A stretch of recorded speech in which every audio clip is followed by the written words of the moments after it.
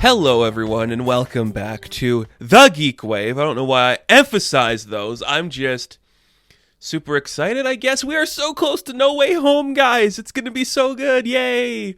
Anyways, this is the low budget show. It's the show so low it has no budget. I am, of course, your host, Taryn Barker. You have seen this before. Episode 54.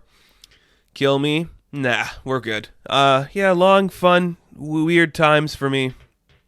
Super exhausted lately. Work's been kicking my butt. If you know anything about Canada, it is the winter season, and winters here can get shitty, and when you deal with winter for your work, yeah, it's crazy. We don't need to get any more personal into that, because we have an interesting topic today. I wanted to discuss the Kingsman before the Kingsman came out. Just because, really, do we need it? We'll see. Is it worth it? We'll see. And before that, of course, we do have a couple pieces of news, and I was kind of like scavenging for news. There wasn't much I wanted to talk about. So a lot of the news we are going to bring up is very Spider-Man focused. There's a couple of just like small discussions I wanted to have. There was just a little bit of news, and of course the Miss Maisel talk, because yes, it's coming back. We'll get to that at the end here. But kind of like before we get into our actual news pieces, something I did want to discuss was the fiasco that was getting our tickets to No Way Home. So they dropped later in Canada than they have in America. I know in America they're like right up at like 12 p.m. or something, or a.m. It's like get them. Sites were shutting down. Everything was going bad. That sucked. Well, where I am in my city, the nearest theater to me is a Cineplex.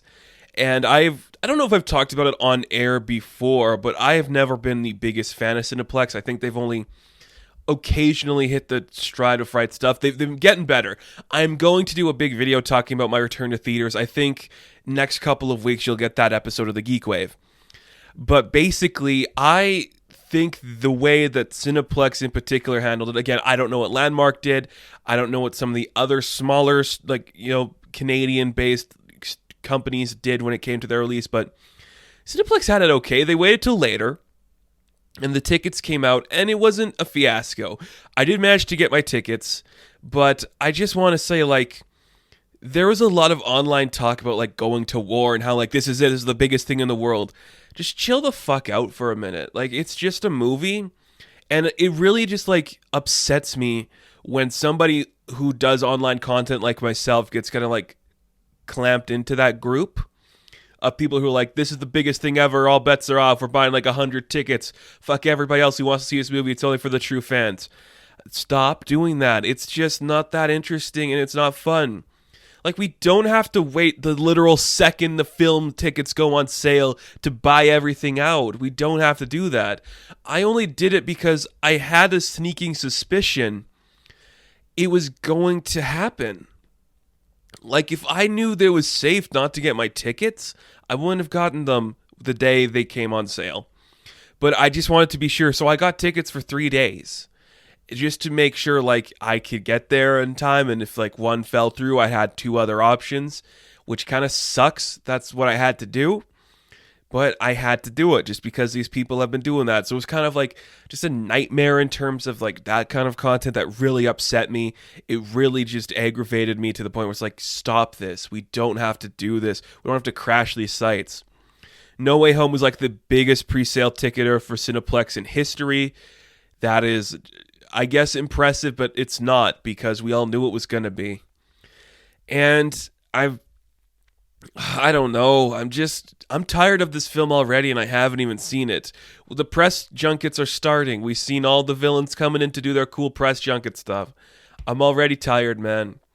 It's already wiping me just down. I'm just exhausted. I am just beaten by this film, and it's just going to be a lot. So Spider-Man content is coming. Don't you worry about that. I just wanted to talk about that because it's a lot. It's intense. You don't have to do this much, but whatever. So, some pieces of news to talk about, more Spider-Man related stuff. The trailer for Spider-Man Across the Spider-Verse dropped. Well, I don't think it's a trailer. It's more like, here's a sneak peek at like the start of our film and some unfinished animation. It didn't look that impressive to me. And people are like praising this to be special and unique. I'm like, that movie was great. It was such a strong movie. This looks so unfinished. We shouldn't hype this up yet. Let them finish the film. You don't have to tease it a year out. We know it's coming, babe. Just finish the work. It will all be there. It's also part 1, which is like, no, don't put the time crunch on to do 2 parts in a year. Stop doing that. Just make a good first movie and then make another one. And it's your second movie. So why is it called part 1? Why are you doing this to yourselves? But Miles going through another universes. We're supposedly getting the Japanese Spider-Man, Leopardon. Please do that, because that would be really cool. I'm just really concerned they're jumping the gun too much on this. The story could be great. It does look like Miles is older and he's in a different place. But I'm just worried that it's going to be... yeah. So... oh, it's concerning. It's really concerning that they're just stretching too far with this one so early that they might not actually hit the stride just yet. I hope they get it right. I hope it works good, but to say I was excited, I am excited. I'm very much curious about what this film's going to look like, but it's so sudden that they're just like, yeah, part 2, part 1, 2 parts. Here you go. Here's some unfinished clip to get you hyped. Like, and if it is finished, like, that's very, very lazy. Well, lazy's the wrong word. I shouldn't say lazy. It's very matted in the background of no actual detail, focusing on a terrible costume for Miles. So hopefully they're going to add some more layers and filters onto that. If not, oh boy. Oh boy. Does it look rough. And we're not done with the Spider-Man news. This wasn't just kind of like adjacent to that. Tom Holland, who I think Sony bought his likeness rights and he can never escape their grasp. He has announced, or I guess like it's just been confirmed, that he will be portraying legendary actor and dancer Fred Astaire in a biopic from Sony. This leads me to ask 2 things. First off, why did Sony get the rights to a Fred Astaire biopic? Is it because Tom Holland vaguely looks like Fred Astaire and he can dance? It also leads me to go, does Sony just own Tom Holland? Like, Doolittle was Sony, wasn't it? I guess Cherry was Apple, but Uncharted, Spider-Man, that's Sony. He hasn't really escaped that Sony bubble. So a Fred Astaire biopic, cool. I like Fred Astaire. We'll definitely be talking about more Fred Astaire when the time comes for this biopic to be released, if it's really going to happen. That's great. I get why you choose Tom. He's a dancer. That is in his nature. That would be a really good choice. I mean, is it my first pick? I don't know, but I can't think of anybody else who would do a better job than Tom. Like, I give him some slack, but he can act. He's an okay actor, and Fred Astaire would be a role that somebody would want to do. So I do enjoy that. I think it's very fun. Good for you, man. Like, give me more of those. Just do a Fred Astaire movie. Why not? It could be cool. Get some iconic songs and make it a musical. That would be sick. Are you kidding me if they did a music? Oh, my God. Like Tick, Tick, Boom. If they did something like Tick, Tick, Boom for Fred Astaire. Oh, my. I am just... That hyped me up more than whatever this is going to be. It probably won't be that, but don't make it a Bohemian Rhapsody piece of shit, you know? Make it something special, and I think we'll all be a little more excited because of it. And my final piece of news I do want to talk about. After much awaited details and news, we got our official confirmation and first look at the Marvellous Mrs. Maisel Season 4. I loved Season 3. It was fantastic. I've been long awaiting this. COVID did delay it a little bit. But we got an official confirmation that come February 18th, the first 2 episodes are going to be dropping, and then they will come every week in 2 parts, which makes sense to me. I like this formula where it's not just a binge, it's just slowly enjoying these films. I'm not sure. I'm hoping no big other television production comes out at that time, because we will be doing weekly reviews of Marvellous Mrs. Maisel if there's nothing else that could take priority over that. But I love this show. You guys know that I did an entire GeekWave talking about the Marvellous Mrs. Maisel.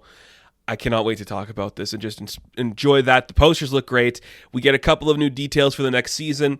It looks like Midge's parents are going to be moving in with her. Abe and Rose have a new place to stay. It's with Midge, which is very exciting to see. I enjoyed that a lot. It looks like Midge wants to take on a bigger role in her, creativity. And she's like, we're only going to do shows I want, like Lenny Bruce does, where I can say whatever I want and talk however I want. Kind of becoming more like the underground artist, which I think is exactly what she needed. She got propped up on the stage in the past 2 seasons. take her back to the underground where she's doing these smaller venues, build her name back up, give her Lenny Bruce moment. It's a great idea. And it looks like Susie's going to be getting her own place now. She's getting an actual like offices and she's going to live there. Very cool stuff. It was like a safe house. It's very interesting. I love it. Now, I just learned, or did I cover this on the channel before? I can't remember, but Maio Ventimiglia, who was in This Is Us, he's fantastic. He's going to be in season 4 as a potential love interest for Miriam? What? He's so handsome and cool. That is so great. I love that this show just picks the right actors for the time period. Because if you threw in like a Chris Pratt, it wouldn't work. But you get a Zachary Levi, a Sterling K. Brown, a Carrie Elways. It works so well. So Milo in here. Yes, I love it. I love that idea. That is such a strong choice. And I just think it's fantastic. This looks fun. I'm just super excited to get back into this world. I hope we can talk about it. Because it's fun. And 4 seasons of this show just blows my mind, and I will celebrate it till the ends of time that this is a show that everybody should watch because it's just brilliantly made, well acted, well paced, just fantastic. Check out my GeekWave on the Marvellous Mrs. Maisel, where I just gush about it for like 20 minutes. Such a fun show, such a great concept. And February 18th cannot get here soon enough. I am super pumped for what that's going to be. So that's all the news we got this week. We're going to take a quick break, and when we come back, we're going to jump into the world of the Kingsman because the Kingsman is coming, and we need to know about the Kingsman and if it's worth talking about or if it's worth continuing. Is it worth it, really, is the question.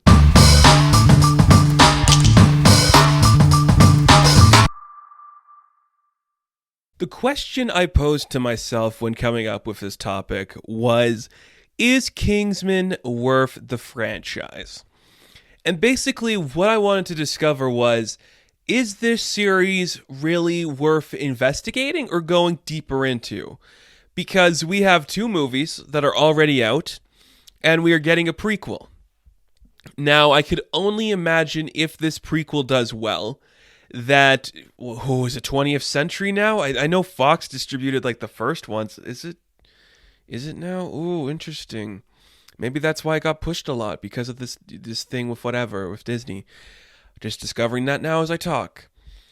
I could only imagine if this one is successful, they'll revisit Kingsman proper and a Kingsman sequel. And I wanted just to kind of talk about the movies themselves before we go, is it worth the franchise? Because 2015 comes around. It's franchise fever, baby. Comic book properties are being bought up by everyone, and it would make sense that Mark Millar, who is, a pretty famous author, would have some of his works on sale. Because, he's got a bunch of shit going on everywhere. So, Kingsman, it seemed like a likely idea. Now, I have never read the comic books or any of the stories that this movie is based on. Mainly because I am very particular when it comes to my like kind of spy thriller stuff in my comic books. I'm a huge Brubaker guy, so it's kind of hard for me to stray away from that, and I never found myself wanting to. I might check out the Kingsman stuff, though. I've always thought about it, and maybe I will after this. So it just like made sense to me that they'd want to make a movie out of this. So it's 2015. There is just franchise galore, and here's this weird independent film called Kingsman. It stars a no-name actor named Taron Egerton. And just a fun fact, Taron spells his name the same way I do, not in terms of like his actual credits when you see it on screen, but his real name is spelled the same way as mine. Very Welsh of us, I guess. And it's got, Colin Firth is in here, Michael Caine is in here, Samuel Jackson is in here, newcomer Sophia Boutella is in here. All of these people are kind of well known. In particular, they are well known for this kind of genre. And the first Kingsman comes out, and I'm going to say it blew my mind. Because it did. I think that first movie was exactly what the spy genre needed to reinvent itself, and it didn't even reinvent itself. It's literally an homage in like the 2010s to a Connery or a Moore flick. It is almost just like if Austin Powers was serious. Which isn't even a reinvention, but it just changed the genre. And it became this special thing. It was colorized and it was beautiful. It had outlandish characters. It didn't need to be gritty or realistic. We had a colorful character who just wanted to like help his family, be indoctrinated into this like new world. And that to me was just something very special. And I just thoroughly enjoy that idea.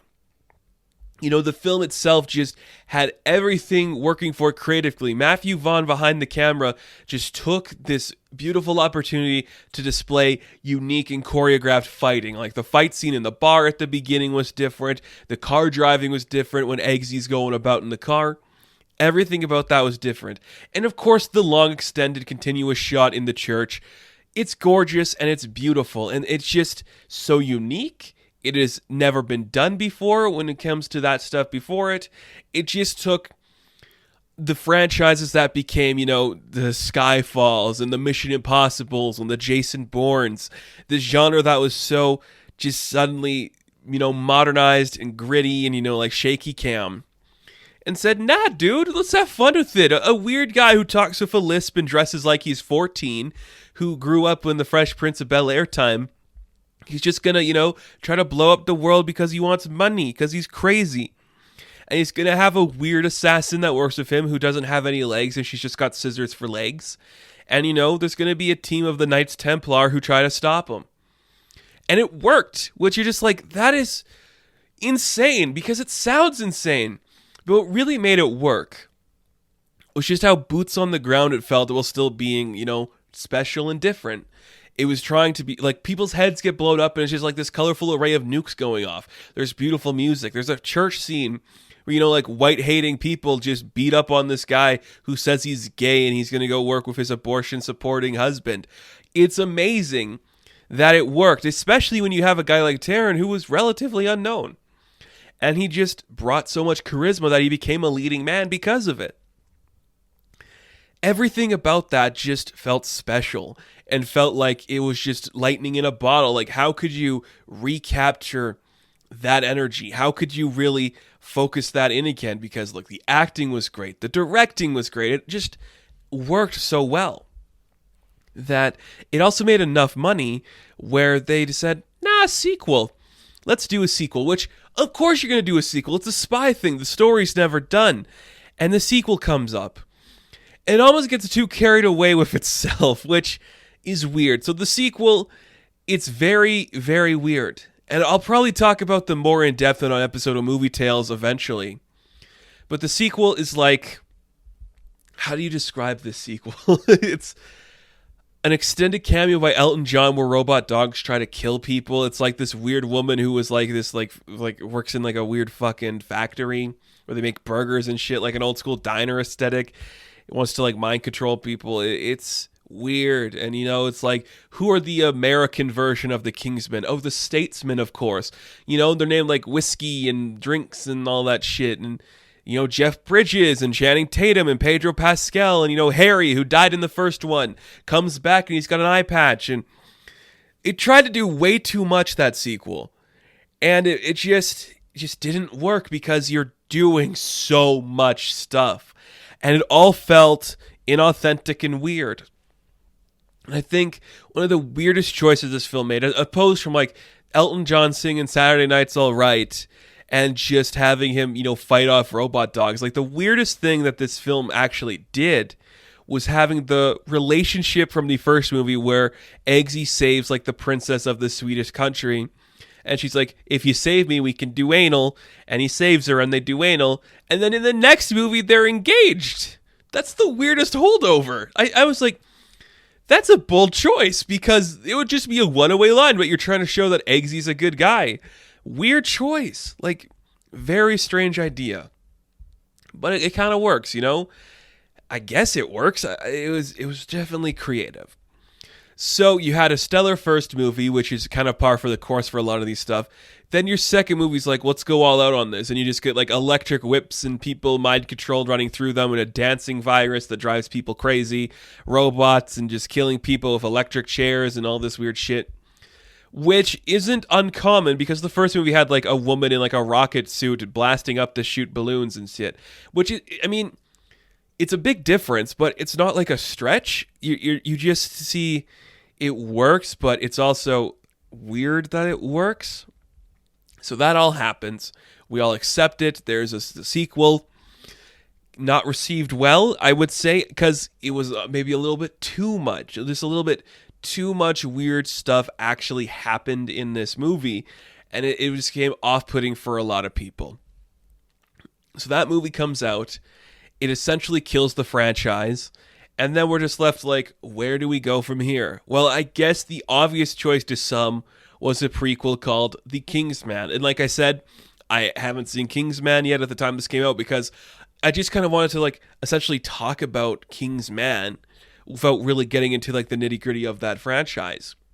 Because I think it's very interesting that you're going back in time, because they didn't really like explore the past in those last ones. It was just more, look at how fun and interesting we could do with stuff in the modern day.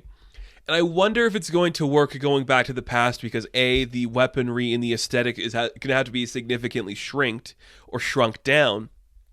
And two, the modern aesthetic is going to be hard to grasp because I think a common thing that is overlooked when it comes to like rebooting this or trying something new in the past is that the camera work is just so much the 2010s. It has that certain flair to it, that certain movement, and maybe setting that in the past is either going to hurt it or not add anything to it. And I would put it something like this. I think the way Patty Jenkins shot Wonder Woman 84 is completely different to the way she shot the first Wonder Woman. The first Wonder Woman does take place in the past, but it was shot and felt like a film in the 40s. It felt like a war flick. It had that gravitas to it. And then she does 84, and it is just this weird, lighthearted Richard Donner love letter. And I wonder if going back to the First World War in this sequel is a smart choice, because if you keep up that same aesthetic that we saw in the first two, is it going to feel like a stage play in that universe with these characters, or is it going to feel authentic to what they were trying to accomplish in the first Kingsman? It's a fine line, and it's something that maybe not a lot of people think about, but when you have created this concept for yourself of what your camera work is supposed to look like, can you make that camera work still feel good when you go back about 100 years? It's impossible to think, because it could go either way, and I kind of worry about what that could look like. So I hope the Kingsman is good, and I hope it does some interesting stuff with the camera work that might be perfect for that time period, because it could just be look at what we did in 2015, but now it's in World War I, which some people might like, but I think you should downgrade the camera work to fit into that aesthetic, because that's how you tell a time period movie. You have to make things work like that and have it have that aesthetic. It could work or it couldn't. So we have one successful film that came out in 2015. We have a sequel that is kind of hit or miss for some people.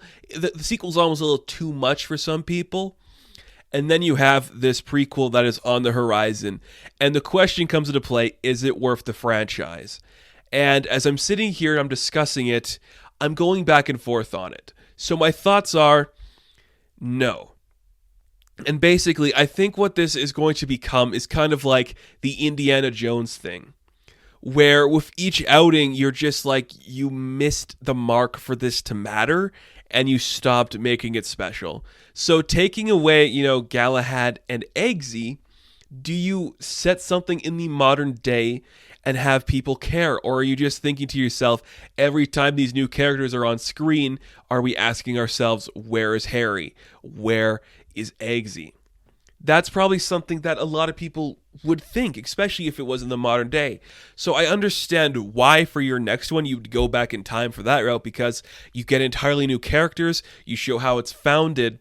But is showing how it's founded going to be enough to let people, care about a future movie? Would we see potential sequels, throughout history? Which could be something to do. It's a smart idea. Maybe if you said like World War I is this one, we have one in World War II, we go to other key events. But then you're dating yourself to be like, we eventually have to lead up to when Harry met Eggsy's dad, and how that entire event happens, which could also hurt the film. But it could also like show you there's a secret organization running the secret government doing weird spy stuff literally throughout history since the world became its own enemy. Is pretty much, well, the modern world, I should say. The world's always been its own enemy. Since the modern world became its own enemy, there has been these things that we have been discussing and these things that we've been doing in the shadows, which I think is an interesting idea that could be played with and explored, possibly. Again, it's interesting because I've always had hesitations when people tried to build a franchise desperately, which is pretty much, well, everything since the MCU, of course. I think in terms of modern stories, there are only two clear examples of a franchise, cinematic universe working, in my opinion. Of course, the Marvel Cinematic Universe has to be one of them. The other one, surprisingly, is the MonsterVerse of like Godzilla and King Kong and Skull Island, because it's building off itself, but it's also presenting kind of fun new ideas of each outing. Like we're getting a Son of Kong movie next time, which is a great concept to play with, because we don't really have to tell any more stories of Godzilla or Kong. So can Kingsman do the same too, where it's like we have our story with Eggsy, it's kind of wrapped up with Eggsy, because I'm pretty sure, I haven't seen the movie in a while, but I think that second one ends with him getting married to the princess. Do you see the married years? Do we have to do like the inaugural film sequel where it's like these two can no longer communicate on this level and he has to, go back into the field, which divides them even more? Or do you do it like he's constantly worrying about his wife? Because I don't want to make this princess the damsel again. You could do it where he becomes a king. Maybe this woman's parents pass and they become royalty, and he is called out to be a Kingsman one more time, literally becoming the king man, essentially. That could be something to explore too, but it's also, why would you? There's not much to that, right? Like, theoretically, is there anything special with that story? I love Taron Egerton. I think he's a great actor who could potentially do something special if he returned to this world. This is the franchise that built him. But essentially, I think he's outgrown it. It was like a lightning in a bottle special thing. But coming back, I don't know if they'd have the same appeal for that. And that's kind of like why I'm asking myself, should it be the franchise? If it does do the franchise thing, let's hypothetically say it does become the franchise. Should it be the franchise with the Kingsman or the Kingsman? Because the Kingsman, you could spin it off. What's the name of the female character? She's Lancelot, right? She could potentially lead something, but is she a strong enough name to lead it if we did another Kingsman movie? Because Eggsy's story is pretty much done unless we do something else with Harry, which, what else can you do? We already killed him. Maybe did he become Arthur? Who became Arthur? Oh, yeah, right, no, Merlin became Arthur, right? And then Merlin died in the next one. See, they killed off half their cast is the problem. Could Lancelot hold her own as the lead of this? That could be interesting to see. I could also see a great idea for a film would be just stuff at the academy. We don't have to like go off into like explore stuff. We just see like the characters training to become the Kingsman, which we saw a lot of in the first one, which is really good stuff. You see the camaraderie and the tensions building between them. That could be a really fun idea to play with. Also, these movies haven't really like set up another villain, which is interesting because, look at the modern Bond stuff. It's always adding a new villain, but they all kind of become connected in the end. These movies really don't do that. There's no real connection between Sam Jackson and Julianne Moore. They're just characters that exist there. And I think they've maybe potentially tried to set themselves up a sequel or a spin-off with The Statesman. Like Whiskey. What are the names of the other guys? Is it Bourbon, Whiskey, and I can't remember whoever it is, but look, Pedro Pascal is a big name now. Channing Tatum is consistently, just stalking Zoe Kravitz on Instagram. And Jeff Bridges, I know, is having his throat problem, so we don't really need to have him return. But could we do a Statesman spinoff that would feel authentic? I don't know. And I'm starting to think maybe because this second movie pushed everything too much, where they literally just said, here's the statesman, here's this new villain, here's these robots we can introduce, here's a new mind control thing, here's all of this crazy stuff that's just thrown into this film. Here's a cure for death. What do you do with that? Was Halle Berry in one of these movies? What? No, she was in John Wick. Was she in this too? I can't remember. Maybe she was. I'd watch Halle Berry lead anything. Put her and Lancelot in a team-up movie. That would be cool. If she was in this. I don't know if she is now. Yes, she was, right? Wasn't she the assistant to someone? Oh, man. Speaking of John Wick, I wanted to bring this up too because I feel the same way about John Wick. Where it's like you have 3 successful films, you're doing your prequel now at the hotel when the guy's young, you want to spin off and do other stories. Just because you can build a universe, that doesn't mean people want to see what you're building. It's hard to explain, but it's just kind of like if you intentionally throw a reference inside. So like The Statesman. Because we put The Statesman in here, does that give people the authenticity that they're like, oh, look at this American organization? Or does it come across as like, oh, they got big names for these side roles because they want to spin this off eventually? And the fact is, your second movie didn't do super hot at the box office, so do people really want to see what you still have to present over there? Or are they just going to quietly be like, okay, you do you, boo?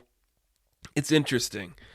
And it's really weird to me because Kingsman is such a rich idea. It's like a throwback to the Bond. He even just says like, nah, dude, I don't want a shaken, stirred glass. Give me this like very specific drink because, Bond was just like, I'm talking so easily. Look at how dumb of the stuff I am. Bah, bah, bah.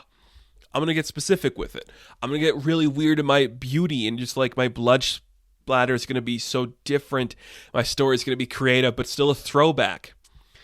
And then the sequel's just like, this isn't a throwback anymore. It's just camp. And the fucking line between camp and throwback is so hard to pinpoint because so many times people miss the point that it's a throwback and so many times people miss the point that it's camp. Malignant is camp. It's not trying to be serious, but whatever. It's just so hard to capture that. And I think they almost jumped the gun too much, becoming, like a Sharknado-esque parody where it's no longer this serious thing that people can relate to or care about. It became too much of its own concept, too self-absorbed in a sense. And because of that, they had to just like take a moment and be like, we want to make another one of these because it is a name brand now. People can recognize the Kingsman logo. People can tell you, oh, this is a Kingsman film. Oh, that's Taron Egerton. He was in Kingsman. That's the film that got him his career. That it just became so in on its own head, they had to literally go back in time and do a movie in the First World War, which is interesting because it's a setting up that this is a franchise, but it's also setting up our first franchise failed, so now we're trying to build a new one. The balance is so hard to strike between the two, and it's always a fascinating idea to see how people play off the two, how people make the other ones work. It almost never comes across as authentic. It always comes across as desperate and sad. And in this case, I feel like it is such an obvious like studio mandate where it's like, no, we can't do the thing where the guy married the princess and Elton John sang a song and fought robot dogs and electric whipped because whiskey was evil. We can't do that again. People didn't like it. But if we could take, like the fun guns and the umbrellas and shit and take it back to the First World War, we could fight Rasputin, a bad guy we could all get behind beating up for a minute. Not a beautiful woman who's making weird burgers out of people. Was that the story? That was part of it, right? The second Kingsman is so weird.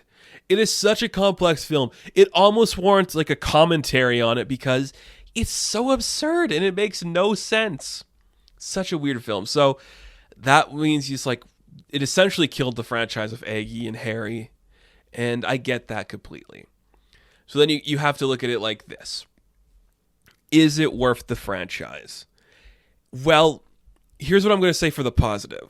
It revitalized this idea of like the, throwback film where you can like make fun of a certain type of genre or film or character and do something fun with it. You can have fun camera work in an action movie that's authentic and cool.